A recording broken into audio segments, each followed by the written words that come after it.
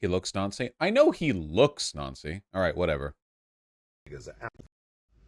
The Office of National Statistics figures are out today showing that London, Birmingham and Manchester are all now minority white cities. Dun dun. Boo!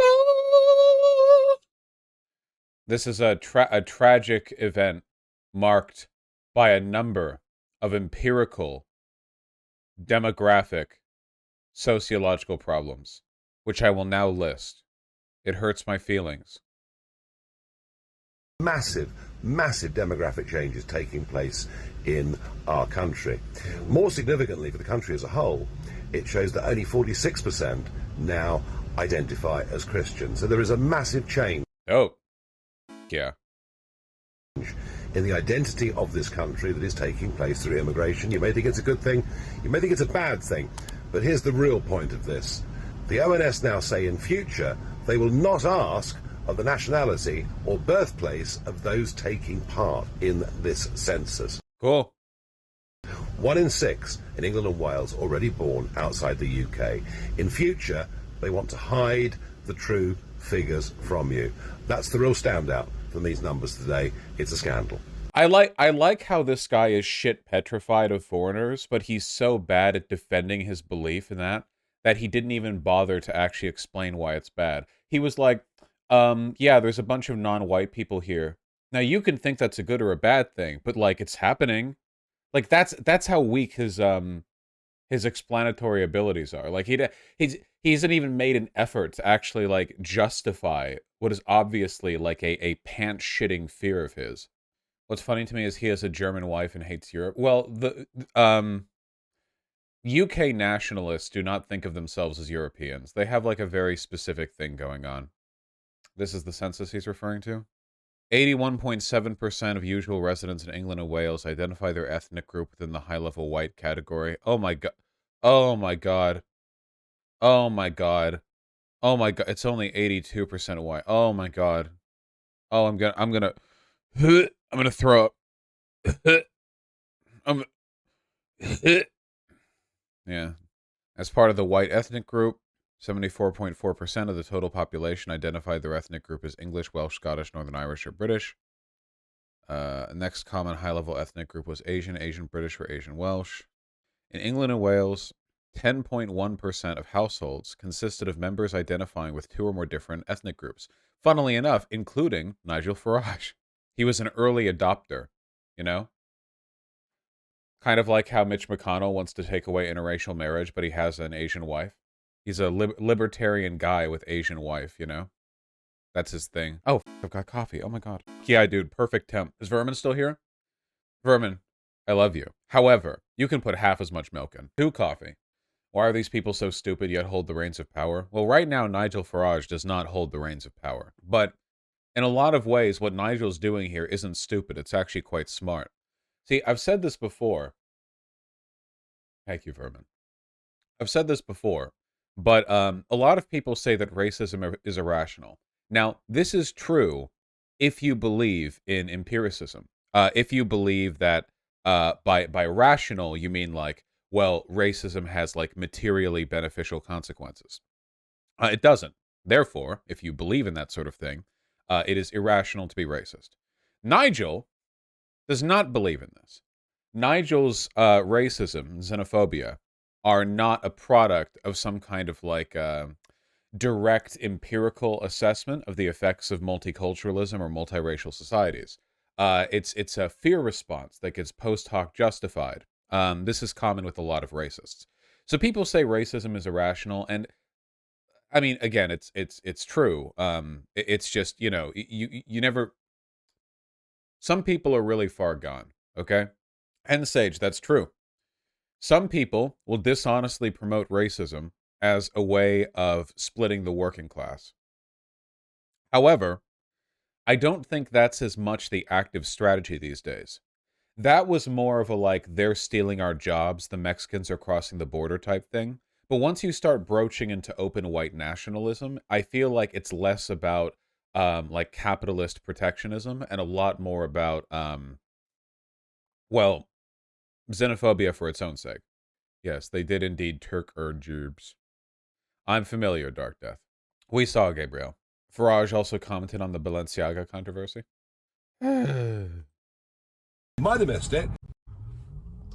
A week ago, the Balenciaga story broke. What was it? If you've missed it, well, you might have missed it because mainstream media resolutely refused to cover it. So here we are, this big, high-end fashion brand, a big, wealthy company. This is another, like, really common, like, sort of anti-Semitism by proxy thing.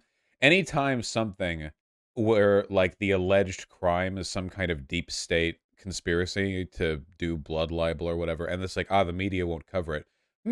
I wonder why the media won't cover it, you know? In reality, the media is covering it about as much as they can, considering the fact that the story is, at this point, like, there were 2 creepy photos of kids and 1/10 of one page of a Supreme Court doc that was on child pornography. Like, there's not much substance to wrestle with. So I think the media, like, it can't.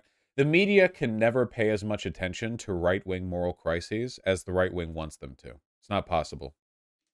And it puts out a video and it shows young children holding a bondage teddy bear. I mean, it's an overtly sexualized picture. Oddly, next to it on the... Whoa, whoa, whoa, whoa, whoa. There's the nonce behavior. That photo was not sexualized at all. There was the one photo of the bear in, like, bondage gear. It was a bit weird. The photo wasn't sexualized. That's not what that means. In order for a photo to be sexualized, that would have to mean that the framing and context of the photo are sexualized. Like the subject of the photo, not that the photo, like, like, an image of a teddy bear with a little leather strap on it is not a sexualized image inherently. That's kind of weird, I think. The table was a letter from the US Supreme Court about child abuse. He's actively wanking to the picture this minute. Yeah, that's why they're showing him from the shoulder up. Anytime you're seeing a right-wing guy, pundit politician, talking about anything involving child abuse, you notice they film it from the chest up, and that's because they are jerking off at the moment. They can't help themselves, and that's why they do that. I'm only not banning these idiots because Vaush hasn't yelled at them yet. Yeah, I know that some people don't know much about this outside the scope of the channel, but I do hope people understand that just because Shu's tweet was the one that popped off did not mean she started the Balenciaga controversy.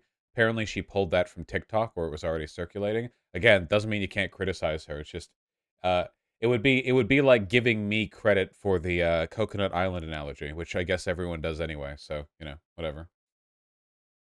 She was the photographer. True. So I'm not going to get into the details of all of this. You know, suffice to say that anything that even remotely hints at paedophilia is vile and evil. And yet, you don't know about this story, do you? You've not seen it on the television. You've not heard about it on the radio. And this is the sheer hypocrisy. See? They're doing it again. Echoes. Of media. That anything to do with the left, its own hypocrisy, its own bad dealings, never get... Balenciaga? The left? The bourgeois fashion company worn by some of the most narcissistic, obsessive celebrities on the planet? Literally everything is the left to these people, outside of, like, Adolf Hitler himself, but also Adolf Hitler is the left. Any coverage. Anybody on the right involved with this would have literally been cancelled. There would have been advertising boycotts. There would have been huge, numbers of people saying we'll never ever shop with these people again. It's festered away for a week. Nobody shops at Balenciaga. It's a high fashion brand. It's not. The average person doesn't buy from Balenciaga. It's outside the reach of the vast majority of people involved in this controversy. It's like a controversy with the advertising of, like, a high-end, like, jewelry retail. Like, it's not okay. Finally, after Balenciaga initially just blamed the photographer, finally they're apologizing, and Kim Kardashian, one of the richest women in the world, has said she's reconsidering her options with the brand. I cannot believe it. We live in cancel culture, but only if you have conservative opinions. If you're on the left and you endorse paedophilia, everybody stays stum. What? No, this is what I mean. Like, what do you say here? It's literally completely incoherent. There's no right. There's like nothing. Why do you say stum? I don't know. It might have been his orgasm noise because he said pedophilia again. He, like, sentence to sentence, he said, Kim Kardashian, one of the wealthiest women in the world, is reconsidering her relationship with the brand, comma, why is nobody canceling them? What? How are they on the left? None of this makes sense. Let's boycott Bugatti while you're at it, since we're canceling stuff we can't afford. Oh, maybe you can't afford a Bugatti. I'm a top G. I'm top V, okay? Got a garage full of them.